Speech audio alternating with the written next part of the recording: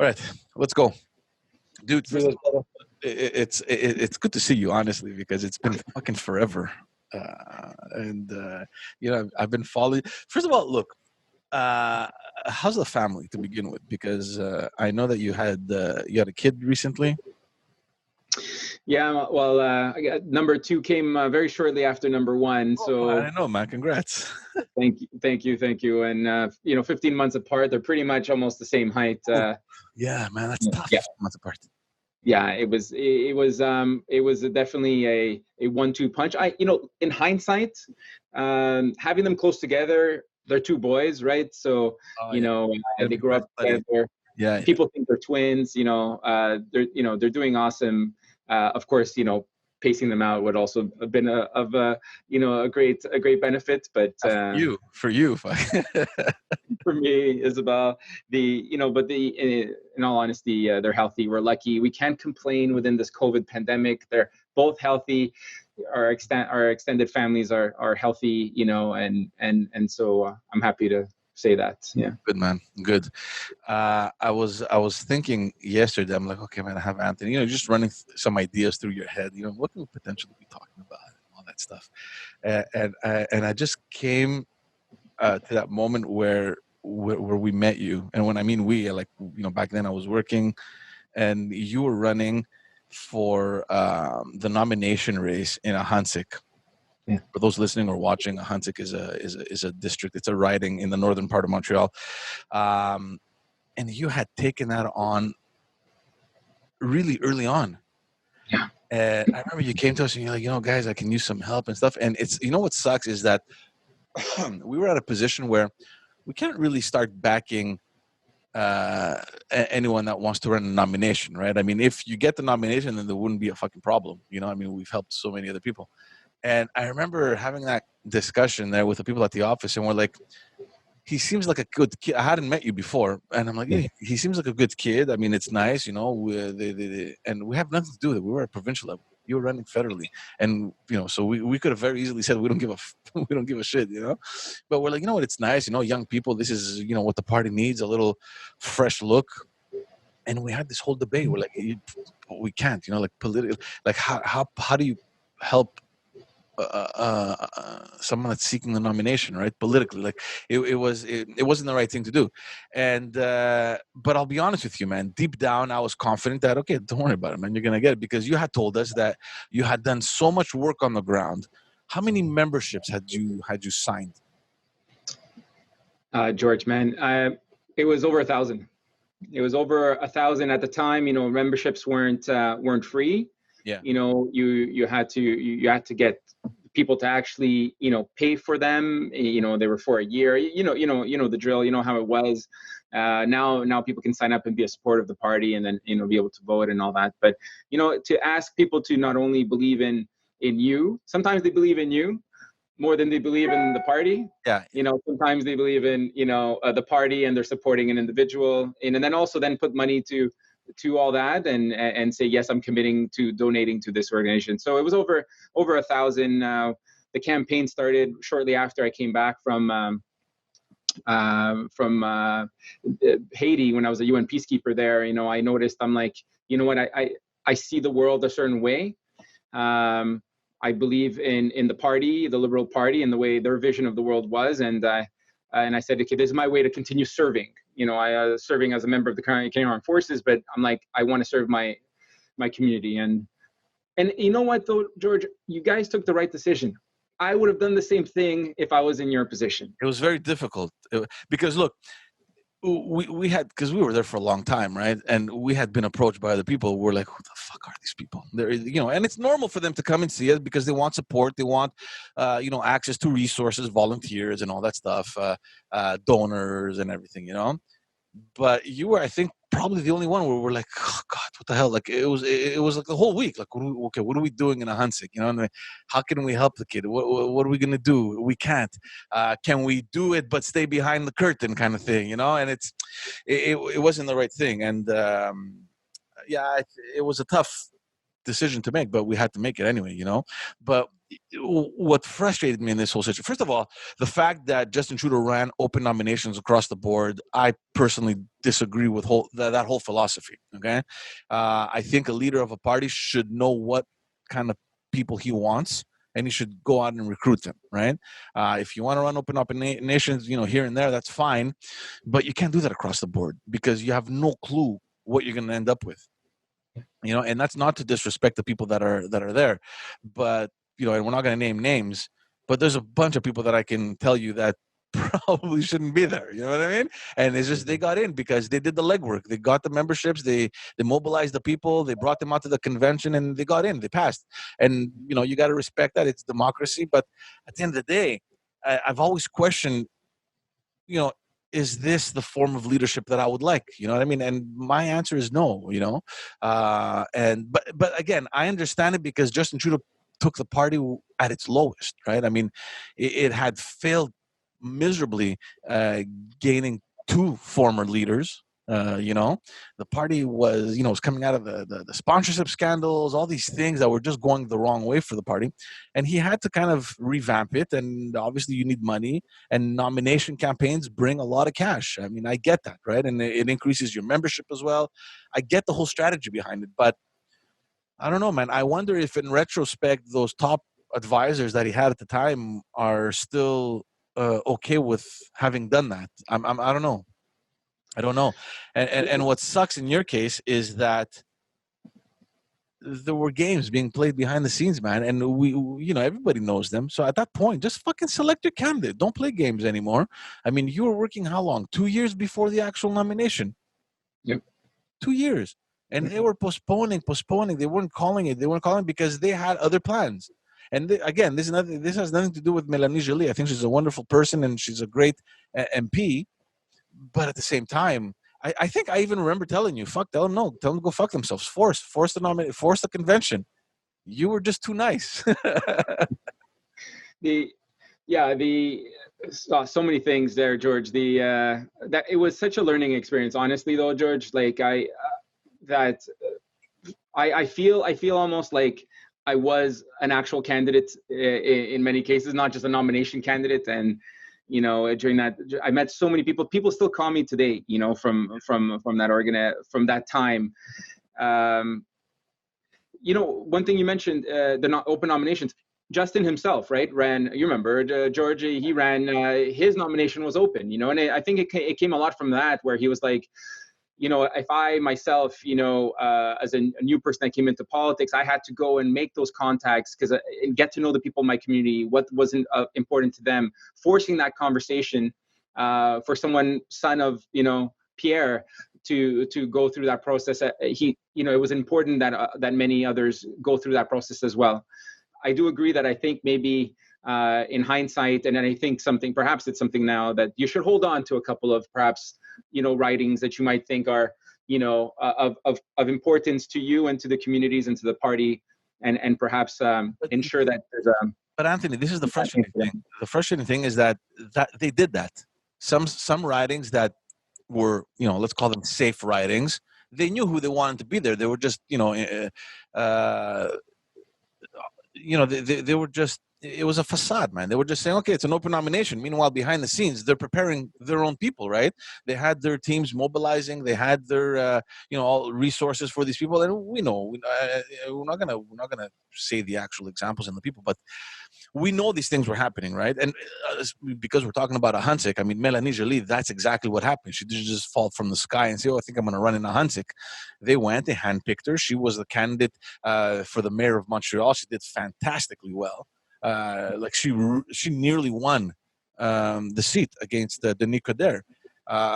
Very charismatic person, very intelligent girl. And that's fine. I think she deserves a seat in the party. But tell her, listen, we have a writing for you. Come and run for us. Don't fucking run an open nomination and then screw you over because all the work you did, I don't want to say went, it was lost. I mean, at the end of the day, like you say, you took away something from that. But you could have easily taken her if there was an actual nomination. It's because there was no work done on her side on the ground. Zero. There was nothing. You know what I mean? Yeah, well, George, on that, in the end, you know, it was the people, the liberal, the card holding members of the liberal, you know, party within Ahuntsic, Cartierville, that decided who, you know, who was ended up being their nomination, you know, their person on the con. You know, I worked the ground intensively. Like we mentioned early on, you know, the family came in around that time, George. You know, like my son was born premature, you know, a few weeks, and so, you know, that played in, you know, going at it for a long time, seeing where my priorities should be, you know, should be placed. That's when I decided to withdraw my candidacy there, you know, and after all those years, I still to this day say I've never lost a campaign. I still haven't. Yeah, exactly. So you can only say that so many times when you withdraw, but at the same time, there was work being done on the ground, you know, and that writing deserved the notoriety that it has. Like, you need to have someone that that has the ear of the prime minister. You need to have someone that can speak volumes. That writing is well deserving of someone of a ministerial level, and so I wanted to make sure that my other priorities in my life was also well balanced with that. So no, I understand your point. I see your point. But look, in exchange, I mean, they gave you the management of Justin Trudeau's campaign in his own writing, which is a big fucking deal. Also, I mean, everyone is there, right? Because it's the PM's writing. Not that it has any difficulty of, you know, not that there's any risk of him losing or anything, but of course, you never want to take anything for granted either. And it's just one fucking chaotic thing, right? George, but you know, we were talking back and forth, you know, about how, you know, how it is to be out of politics, you know, and then also, like, how do you feel about that? I would say, you know, from the time I withdrew from the campaign, to when you know, it was 2 weeks after when I withdrew from the campaign, focusing on the family. Like I told you, you know, for all those reasons I said, I was looking at it and I was like, I can't believe I'm out. Like, I'm out of the game now, you know, like I was living and breathing this every day, you know, dinner table conversations, events, just multiple events. When my son was, when my partner went into labor, George, I literally was at an event with her. I was physically at another event while she was still at that event. I was coming back to it and her water broke, you know? And so just picture the number of events you're going to, and then, you know, all that happens and now you're out, you're taking time. 2 weeks after, I was approached to join the campaign, to take on the campaign, you know, and I had to go back to my partner and I say, listen, like, I got to go back in, you know, I got to go back in. It's Papineau. They pull you in. They can't let you go. But I'm born and raised in Papineau, George. You know, like in that writing, you know, more the Villeray Saint Michel side of things. So at that time, you know, my family still lives there.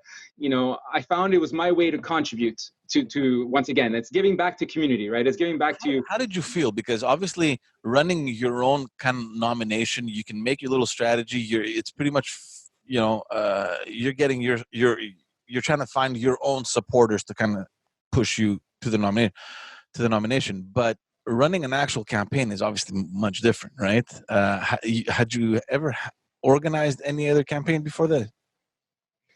No. That was my first campaign. I was involved in multiple campaigns, you know, municipal, provincial, and federal in the past, but not at a campaign manager level. So, and not at the.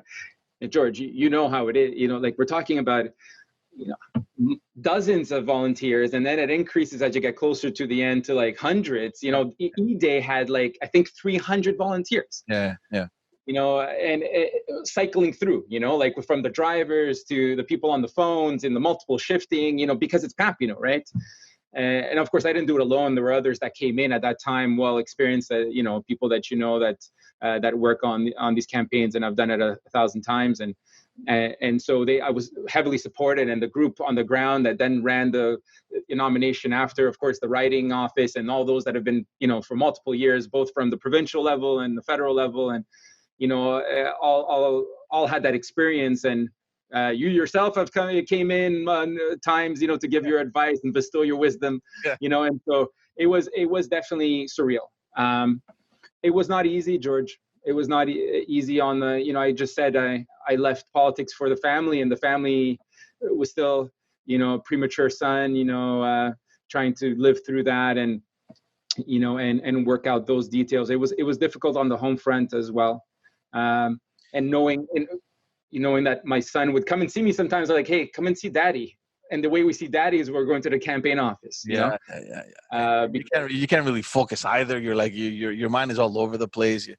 It's tough. See, what people don't realize, and people are very quick to judge. And we're talking about all parties, across all parties here. It's not only about the liberals. Everyone that's involved in politics, regardless of the party, gets criticized. Every single person. You get judged, you get hated. Like there's this, there's this parallel universe that we live in where you either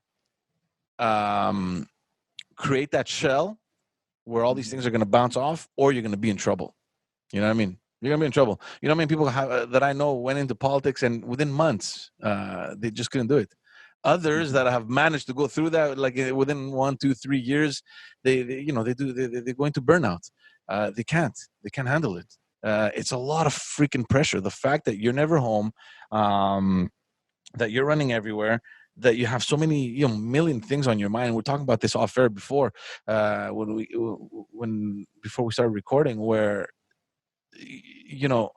I'm out now, obviously, but it's so difficult because, you're so used to that crazy pace that when you come out, you think that it's not normal, when in reality it is normal. You just didn't know it all for all these years, right? And what sucks is that I don't know if you did that. I mean, you start thinking back at everything that you missed. The birthdays, the holidays, the family gatherings, friend's birthday, friend's anniversary, whatever. You know what I mean? And you're like, fucking shit, what the hell? Where was I? You know what I mean? Where was I? Like, you give so much importance to this job, and it sucks that other people don't see that. They don't see the value that you're putting into your work, regardless of the party, regardless of what you believe in, and you're just an easy target for all these people. And especially now with social media, it's just next level. I mean, when we started, social media didn't have that much of an active presence in politics. I mean, we had Twitter, and then slowly, Facebook came in, and then all these things started happening. But I would tell you, the first maybe 2 years, 2007, 2009, it wasn't that, that present.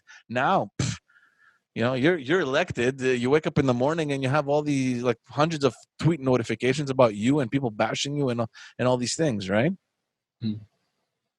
George, I would say one of the first, I guess, casualties of a post, nomination or even just campaign, for me, was my social media. Like, I had such a following and was posting so regularly, and then, but I knew that was part of the politics of it, and getting that message out. Then post that, I stopped. I completely stopped. I view a lot of things on social media, but I don't really or I'll do a retweet, or repost, but not really, my own content. And it's a shame because, I live a lot of events that I think I would love to share with others, but I've now turned inwards and said, this is private, and I'll share it with those that are closest to me. Right. Of course, my social media is also very wide open and has a lot of followers and stuff like that. And so, but on your other comments about, George, I look back at pictures of my sons, in their early months, and I'm not there for a lot of the pictures. My partner took a lot of those pictures and selfies and whatnot, and so those memories, and sometimes you're like, wow, okay, I don't remember him at that age, that 3 to 6 months perhaps, or whatnot, and as much. And so, and because after the campaign, George, which was a long one, right? It was not a traditional 33 or whatever. 50 plus days, yeah. It was like 79 days. It's like when I said yes to being the campaign manager 2 weeks after I withdrew, I didn't know it was going to be a 79-day campaign. Yeah, you're like, 30 days. It'll go by quickly. Yeah, and I thought it would have been in 2 months, or like it would have been later, right? I'm like, yeah, sure, no problem. And then the writ drops, 2 days after, and I'm like, oh man. So they pulled me back in, and I'm now going full-fledged, right? But after that, I moved to Ottawa. After the campaign. I was asked to go to Ottawa and join and form part of the new government and work with the Minister of National Defense. So while my partner at the time, my partner was pregnant already with our second child. It was best that she would stay back in Montreal while I was going back and forth Ottawa, Montreal for the first almost year. Yeah. And so, of course, now you're missing the weeknights. You're not home to tuck them to bed, or you're not there to wake up in the middle of the night to help the kids. So it plays a significant role on family life, and you really have to be passionate about it, George. Right? See, this is the question that I ask a lot of people like you and myself. Let's say today you were asked, would you redo it? Knowing what you know now, maybe you have certain regrets. Maybe you're like, oh man, was it even worth it? You know what I mean? I missed all this phase of my kids' early years. When you're asked, would you do it again? What's the answer? Oh man, George.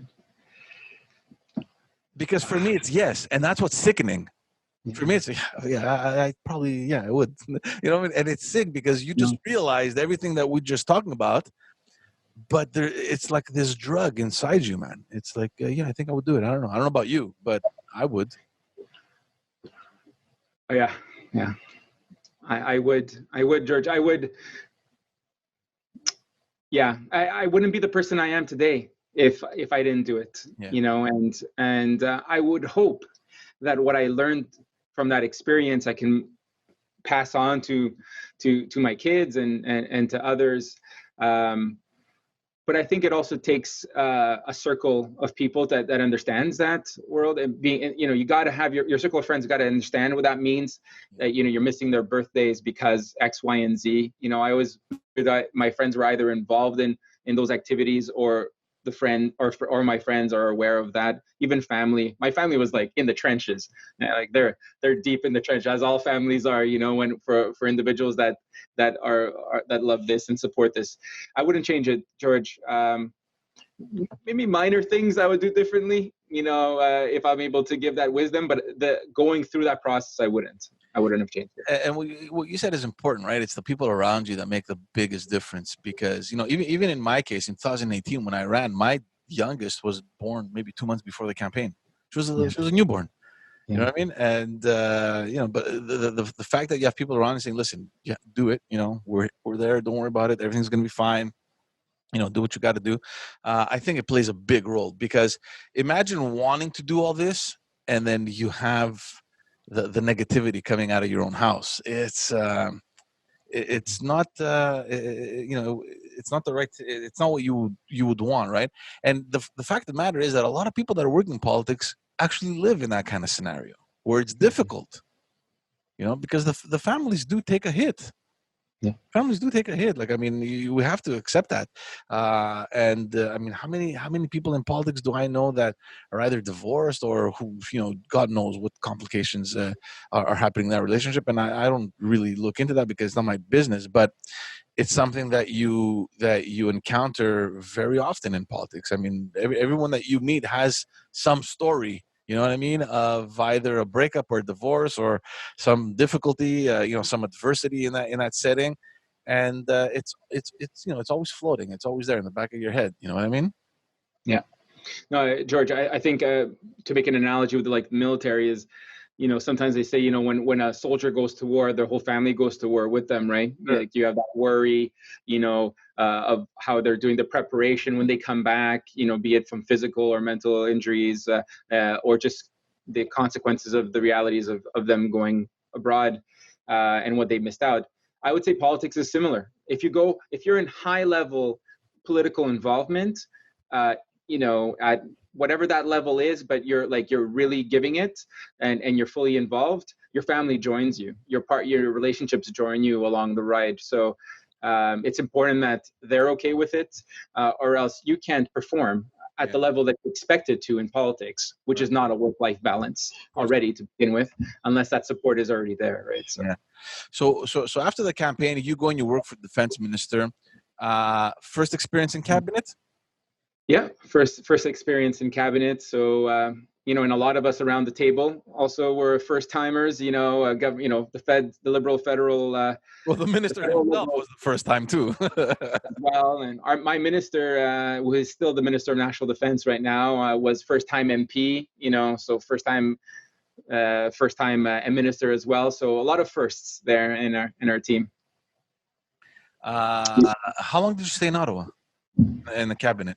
In 3 years. I did 3 years, like 3 years and a few months, and in the beginning when I first got in, I'm like, wow, this is incredible, man. I'm going to be here for we're going to be in power for 10, 12 years. I'm going to run it the whole way through, and then I heard people say, no, man, after 2 years, you tap out, you got to get out. You got to do something different. You got to, and I'm like, what are you talking about? I'm writing this. This is all the way, Yeah. And I quickly realized after a year or so why people say 2 years is the time where you should start considering to do something different.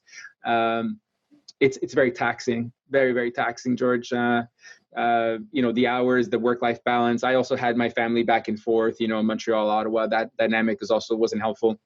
The fact of having a family, George, just the political staffers and how they normally are, and for the vast majority of your time there as well, it's you're in a relationship, but to be performing at this level with a family, it wasn't really. It's changing now, but it's not meant for the work-life balance individuals, looking for the 9 to 5 or the 8 to 4.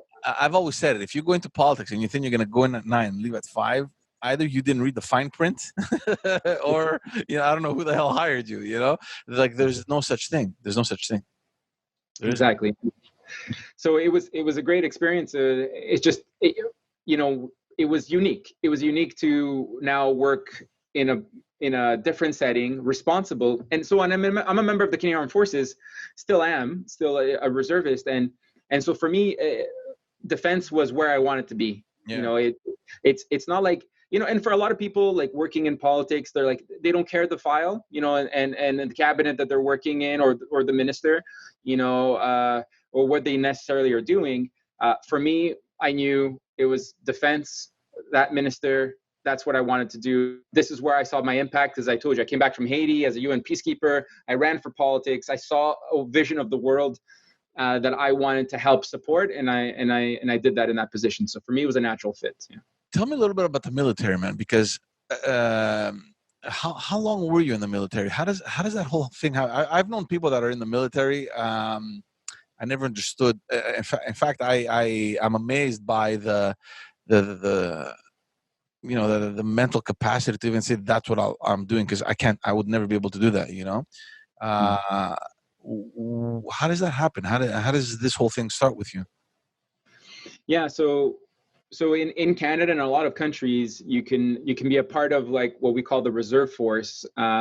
Where you're not full time. You can be if you want, and there are some contracts but you're not contracted to go to war as if you would be enlisted in the regular forces, and you sign multi-year, 20-year, 25-year contract with the Crown. This is an opportunity for you to still serve, your country and be qualified, but yet your availability is up to you. You decide if you go away to Haiti on a peacekeeping mission, or you'll decide if you want to go to Afghanistan or not, or other missions.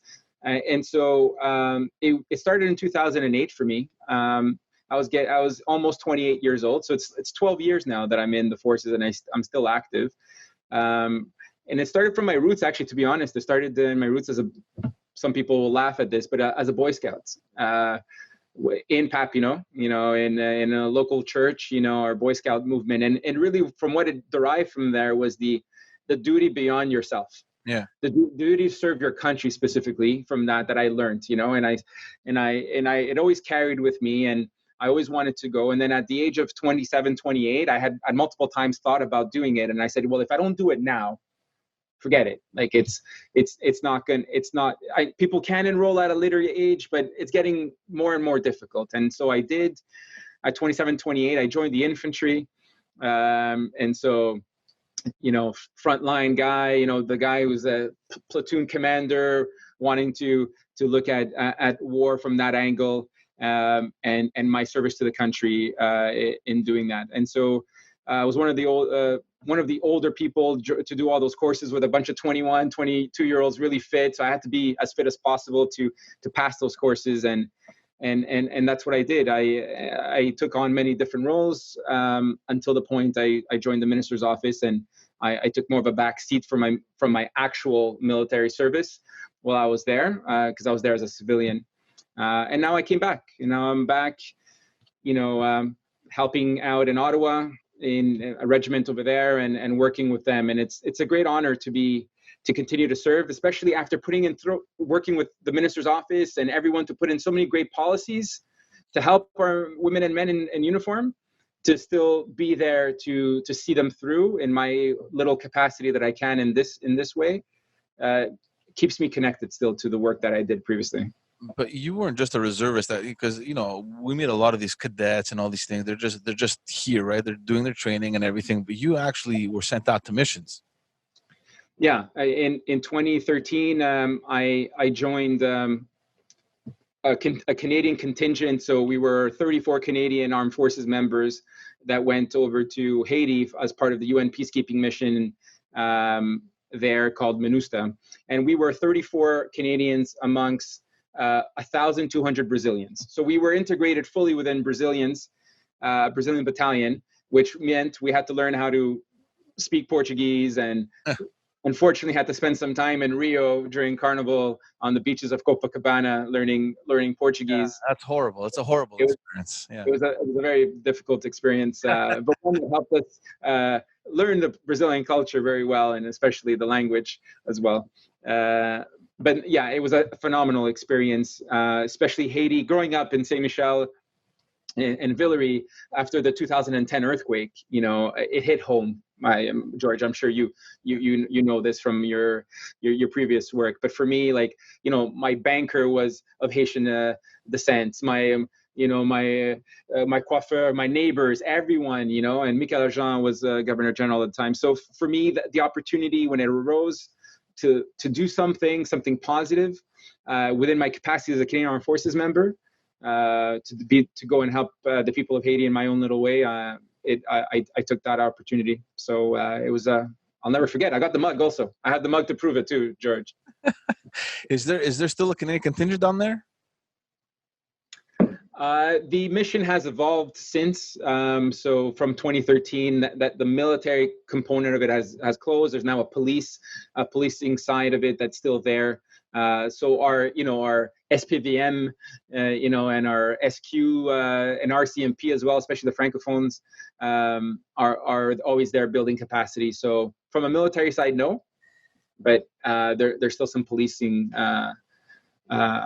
operations still going on. How was the situation where you left? I mean, following that earthquake, were they able to kind of rebuild, or everything is still pretty much in ruin over there? Well, in 2013, so now we're, by the time I got there, it was like about a little more than 3 years after the earthquake. Most parts of the country, I can't see the country because I was mostly in Port-au-Prince. A lot of the rubble and all of that stuff had been accumulated, collected and removed. But not everything, of course, was rebuilt at that moment. I think one thing that was shocking for me, George, because I came back during that trip at one time to Montreal for a week. I had a week vacation, and I went back, and I'm like, wow, like the difference between the different countries and what a country like Haiti goes through, the hurricanes, the weather patterns, the difference. Yes, we have winter, we have snow, we have the infrastructure to deal with it. Over there, you can't compare. You can't compare. You can't. Just the level of stories of buildings, and the richness.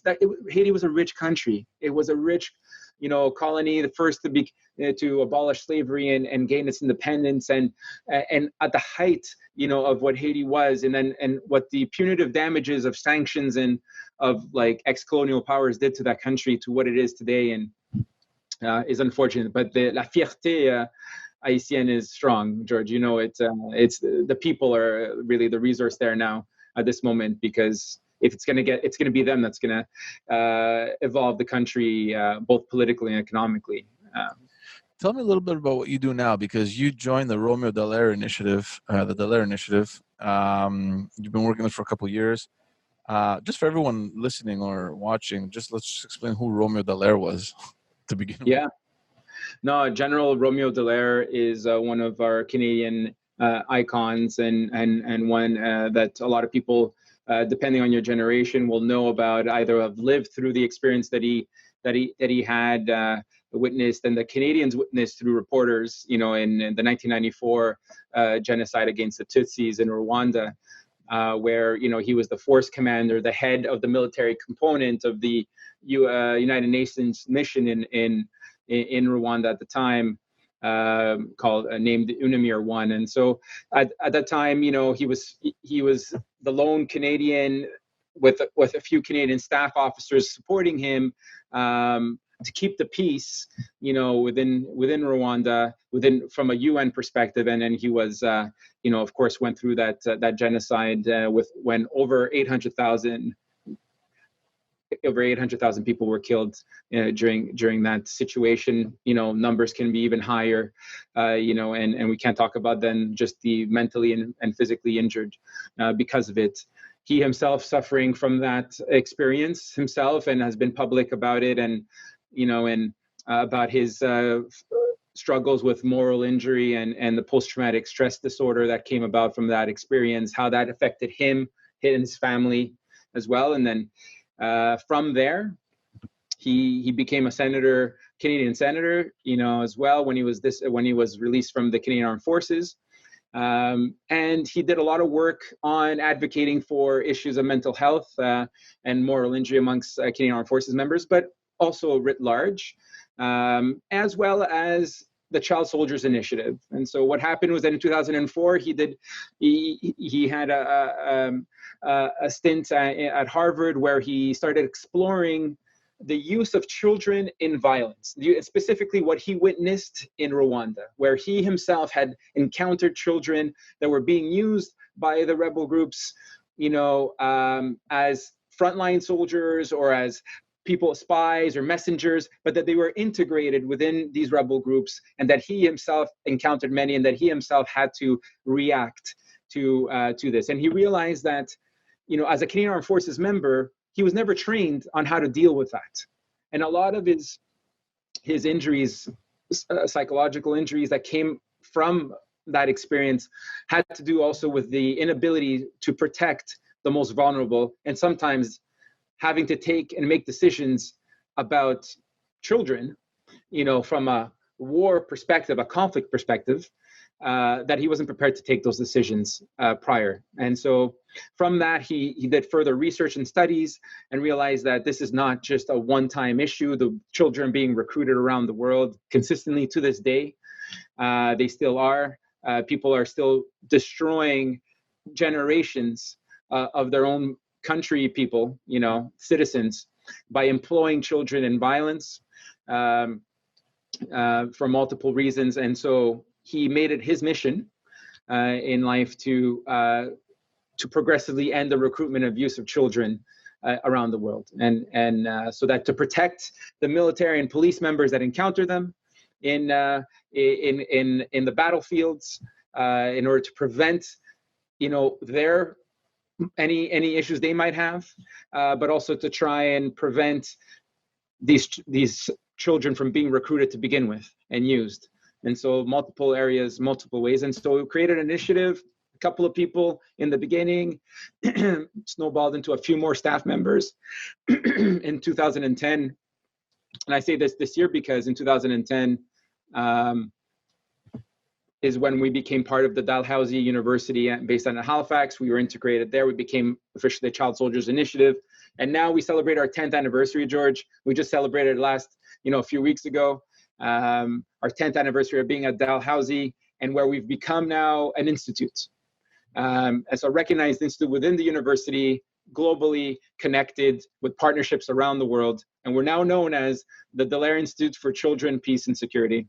And so So yeah, that's amazing. So you obviously have a wider purpose. I mean, to make sure that these situations aren't experienced in the future, but at the same time, like you said, there's a huge component of training, uh, uh, either police forces or armed forces, on how to deal with this situation. Exactly. It was it was and I think that's from my Canadian Armed Forces side of things. I saw that connection. I saw the reason, the importance. I in the beginning, when I was first introduced to this subject in the office of the Minister of National Defense, it was, I would see this. I'm like, so what if a child has a gun? I'm a military member. If he wants to kill me, I'll kill him first. And this was the mentality I saw. We just see, you just look at it from, as a soldier perspective, you're an enemy. It doesn't matter if you're a child or not. Yeah. But when you start probing it, when you start training security sector, so military and police, you start realizing, these children are being used on purpose to strike a blow in you personally, psychologically, because a child, let's be honest, George, and the definition of a child internationally is up to the age of 18 years old. Mm-hmm. And so we're looking at teenagers and stuff, but a child will never replace a professional soldier. There's no way, they don't bring the same capabilities. So why do people still use them? Well, they use them because when you see a child, it affects you. Yeah. It affects you morally. It affects you psychologically. You don't react right away as you would for someone else. So by you not reacting, you're putting yourself in danger, because someone else can then ambush you and whatnot, and then you're putting the rest of your colleagues in. And then if you do overreact, then people are going to be upset that you killed a child, and so you have the whole community after against you because you've killed one of theirs, and that's just spurs these endless conflicts of war. So the training was so important, George. It's when I did my first training, I went to Rwanda in 2018. I was asked by the organization to go there. I was working in the minister's office at the time, so I went there as a volunteer. When I saw we were training the Rwandan Defense Forces at the time, so understanding the history of the general and the organization, and training one of the best peacekeepers in the world we have to this day, the Rwandan Defense Forces, and seeing because they face this every day in their missions. They see them. They're in places where, unfortunately, children are still being recruited. Right. But when I trained them and supported and facilitated to do that, I was. That's when I knew. That's when the bug bit me. Yeah. I knew that my passion that I used to have in politics, I'm like, this is now my passion. I was able to transfer over that passion, George. How have things evolved since 2010? I mean, obviously, if you guys are there, it means that there's still a problem. But have you been able to quantify the progress at all? Yeah, so great question, George. We had the impacts of our work is what we were working. We've been doing this past year, quantifying that. How we've changed the dialogue. So a lot of times it's changing the behaviors and the attitudes from the armed forces side of things as well. Seeing a progress in ensuring that fewer and fewer, military forces, state military forces are employing children, so we're, making sure that side of the things. Then we're looking at the armed groups, those rebel groups, how do we communicate with them? How do we move the yardstick on that side?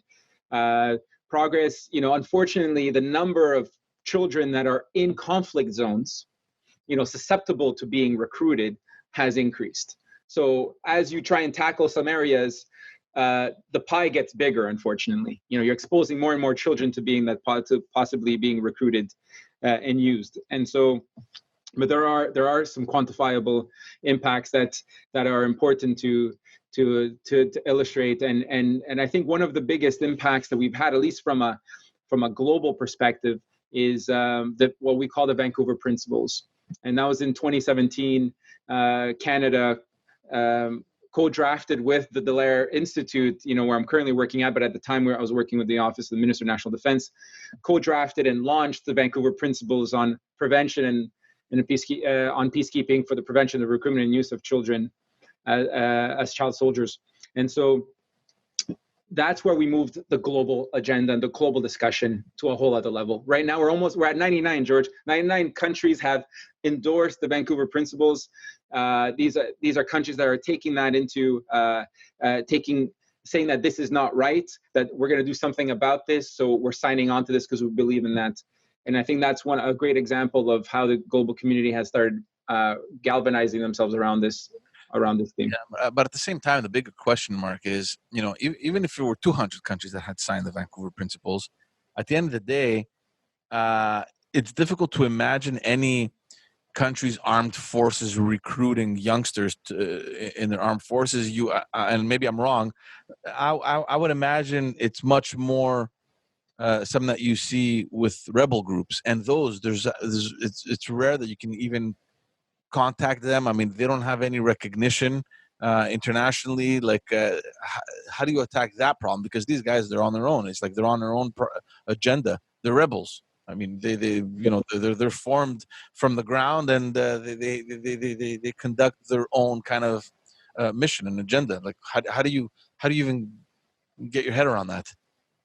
I know and of course, every country and every location, it's different. Every rebel group is different. There's some great organizations doing that work, with rebel groups on the ground specifically, targeting them specifically. The different organizations will use different tactics. I think one that is of importance is that, you might be a rebel group, might not belong to a state, but there are international standards or international human rights laws, and the recruitment and use of children is one of them that you can be trialed, in the ICC for International Criminal Court in The Hague on, and have been successfully even recently. We've just seen an example just recently of rebel groups, the DRC that were charged. Were finally charged with and found guilty of that recruitment of multiple violations, grave violations, and mass atrocities, where that was one of them. So letting them know that advocacy, informing, sensitization, that hey, you shouldn't be doing this, because not only because it's not right, not only because you're messing up these children and the community and your country, but you yourself can be accused and will be charged, and there have been others, and so listing the examples, and a lot of them know as well of those cases. So, sensitizing them to what the rules are, the international norms, and how they can be found guilty of this is part of the question. Second part, George, there are unfortunately still state forces that recruit children. Right. And so in 2019 there are 7. Unfortunately, we're looking at over 50 for rebel groups, but there's still 7 state forces that still recruit children. Which ones? So looking at Myanmar, we're looking at Somalia. It's not just consistent within one continent. It's unfortunately, it's a global issue, and in some cases, it's not.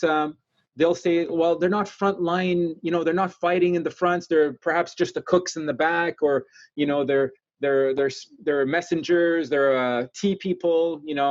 But the reality is that it's all of those roles that children play puts them at risk themselves, puts their communities at risk, and then also create this. We don't break that cycle of violence that we need to do in order to end conflict. Because obviously, theoretically, it all sounds good and everything, but how much do you really think, like groups like ISIS or Boko Haram, like how much do you think that these guys even care?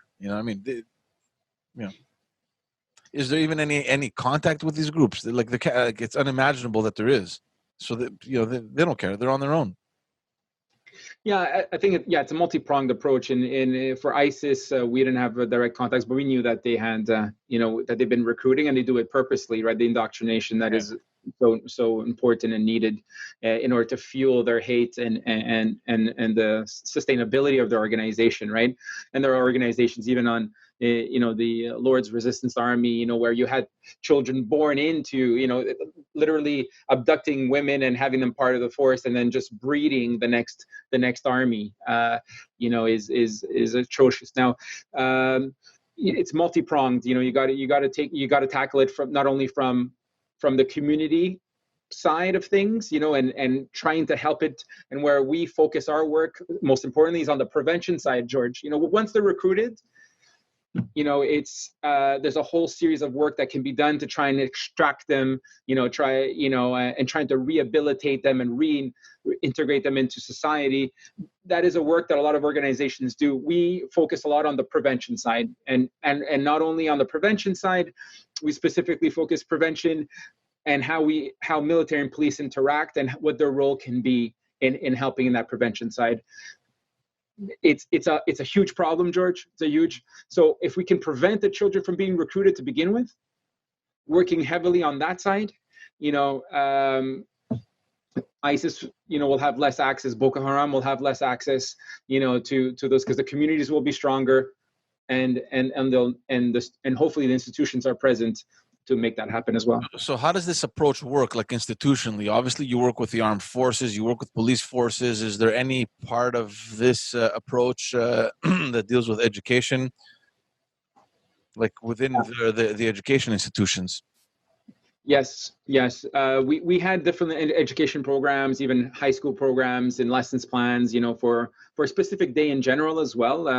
The February 12th is the International Day for the recognition of the elimination of the recruitment and use of children as child soldiers. We also known as Red Hand Day. And so it's a day that we try and educate and sensitize the general public, on this issue, and that it's still an issue. And George, I'll tie it to another thing why it's important to me and to us, George. I would say, we're pretty much of the same age, George, or relatively in the same generation there. I would say, I wouldn't want you to say you're 40 like me, but I think you're almost there. Oh, exactly. Yeah. But George, if you remember the, Saint Michel and Villeray during the 90s, the street gangs and, and that situation that was happening there, and how, friends of mine were being recruited for criminal gangs, either on the Rock Machines or the Hells Angels, and all that stuff going on. And so it hit home for me because I saw that this is not necessarily just a situation that happens somewhere else in the world, right. A part of the world that's problematic, and it happens at home as well. And so, it happens through criminal gangs and involvement in street gangs and many parts of Montreal and Toronto and our big cities and centers. So, an educational program is definitely important. Having that within our schools, within. It's not a nationalized program, but there are teachers that are interested in the subject matter. We have also what's called peace clubs. So in some of the countries that we're working in, we've put together those clubs at school where we build that educational curriculum to know what, basically support peace and what that means, and that dialogue and that conversation from an early age. And so giving that agency to the child, to the youth, to speak to it, to be a leader in their community about peace, and to want and require peace, and what peace means for them. Right. I think it was missing for us. For me, George, I'm looking at all this recruitment that was happening when I was a child, when I was, just an adolescent, and no one was talking to me about, that's. I guess people would say that is wrong, but there was no educational program to put me in the mindset to understand, or my friends, about that. I was never subjected to that, unfortunately. Fortunately for me, and there were multiple factors for that, but my friends, some of my friends, were, and some never got out. So yeah, no, exactly. So what's in the works now? What are you guys planning? What are the projections going forward? So hopefully another great 10 years, looking forward. We've had some really incredible expansion ever since, it was one person in 2010 that, doubled to 2, and over the years we're now 30 plus, at headquarters, and then also internationally. We have offices in on the African continent, in Rwanda and South Sudan, and expanding in other countries now, even expanding into Latin America. And so I always say it's unfortunate that our work is expanding, because that means there's still an issue to address, Yeah. But nevertheless, as long as there's still an issue, we are seen as a global champion of this work, and one that people turn to for advice, for support, for leadership on the matter. And so we continue to do that work. We continue to expand and support the government of Canada's work also on stuff like the Vancouver Principles and things of that nature. And yeah, so we're looking at 2021 being a different year. It's a COVID year, seeing what the manifestations of that is, but expanding our work into other countries and continuing to fight the good fight. Fantastic. Dude, I've taken up a lot of your time. One, it was great seeing you again, and I appreciate the time that you made. I don't know when this whole craziness is going to subside, but eventually we should grab a coffee, man. See you up close. I fully agree, George, and maybe we should pick a place in our old battlegrounds. Absolutely. And go visit maybe that Cafe Mocha or something, Yeah, absolutely. All right, buddy. I appreciate it. Take care. See you, bro. It was great seeing you. Thank you very much. Great work.